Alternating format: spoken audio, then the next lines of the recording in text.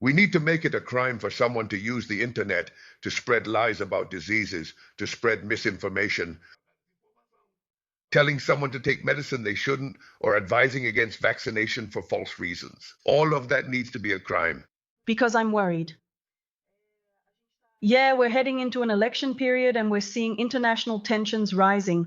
Yesterday, the United States revoked the visa of our ambassador to the United States. Yeah, Brazil, right, denied the visa to the people who were coming here to question our electronic voting machines. So my question is Brazil prepared to face the possibility of foreign interference in our democratic process? Please, President. Brazil is not only prepared, but will face anyone from outside who wants to interfere in our electoral process. One thing, Anna, that needs to be made clear.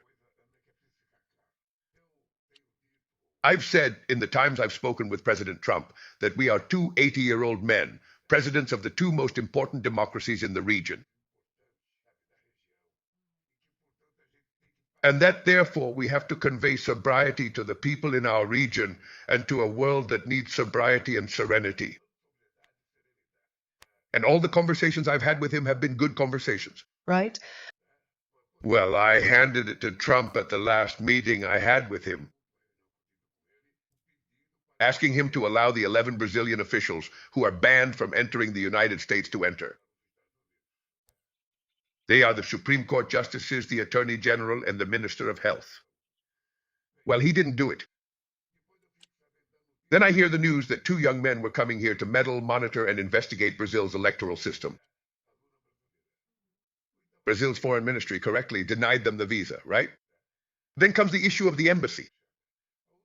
The last time I received an ambassador was last month. I received 10 ambassadors at once at the foreign ministry, and I told Minister Mauro, now until the election, I won't receive any more ambassadors.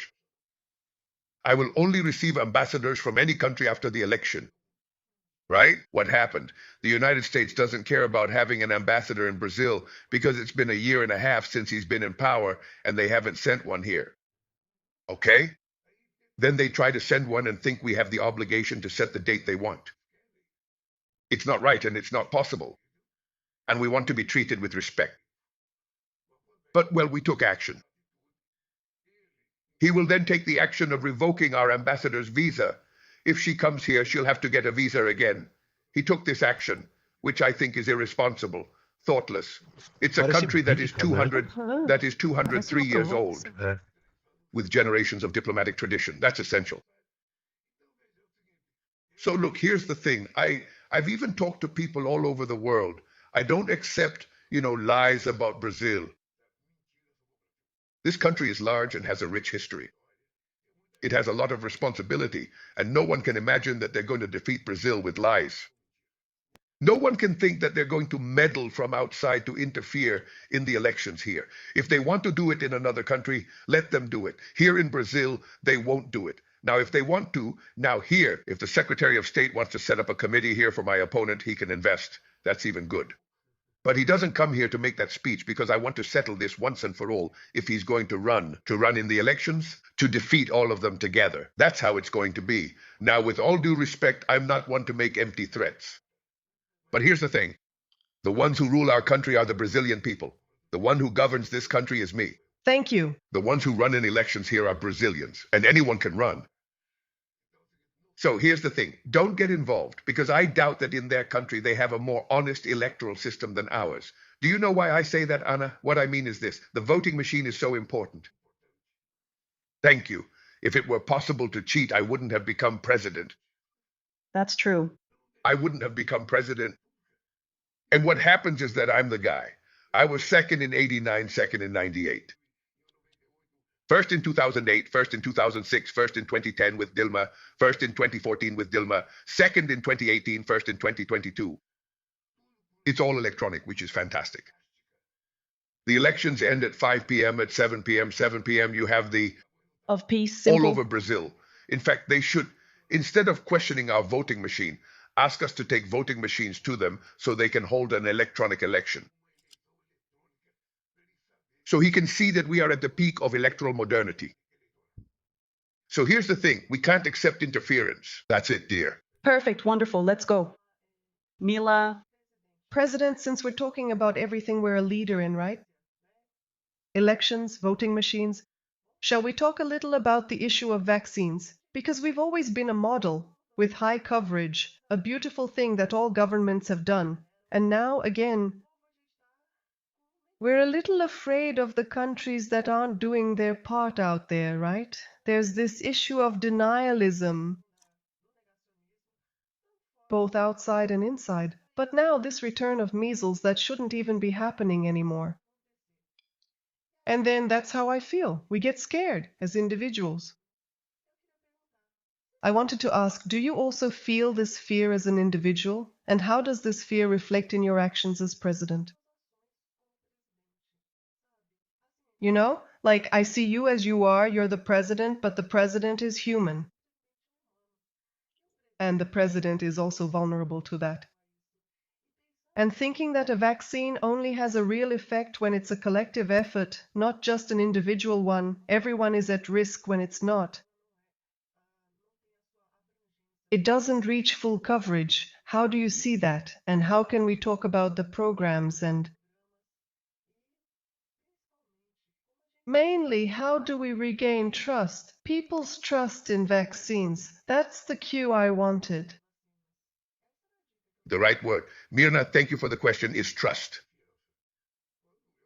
When I invited my colleague, Isa, to be Minister of Health, the first thing we discussed was how we could work to restore trust in Brazilian society, so that parents would have the responsibility not to allow ignorance, to overcome intelligence, and to say that their child couldn't get vaccinated because they'd turn into an alligator, because they'd turn into a capybara, because they'd turn gay, because they'd turn... In other words, it's all absurd to deny vaccines. We did extraordinary work with Minister Livia. We are doing extraordinary work with our colleague Padilla. We are once again restoring Brazil's ability to be the first country in the world with the capacity to produce vaccines. This is something we are very proud of because we are encouraging people to get vaccinated. And we have important laboratories like Vilcruz. We have important laboratories like Butantan, which have worked extraordinarily to produce a vaccine against dengue. And Brazil produced a vaccine against dengue. And to produce other vaccines. We are preparing to be the world's vaccine leader. And educate, I'm going to tell you something, educate. Educate the child in school. Educate the child throughout their schooling. Educate the child at the university, who is already an adult. But above all, guide the father and the mother. If there's a contagious disease and you have to get a vaccine, and the father doesn't want his child to get it, the father will have to keep the child inside the house, right? Because that's the logic. He can't infect other people. So what we need is politics. You can help every day by talking about its impact. But I'm harming life, Mila, because we've already regained almost 80% of society's trust. Vaccination numbers are very high and still rising, but very high. So I'm happy because I think, and I'll tell you something. You talk a lot about social media. I don't usually talk about social media. I usually talk about digital platforms because there's very little that's actually social about them. There's very little. In other words, it seems that evil has a certain prevalence, in things, in what's true, in more educational content.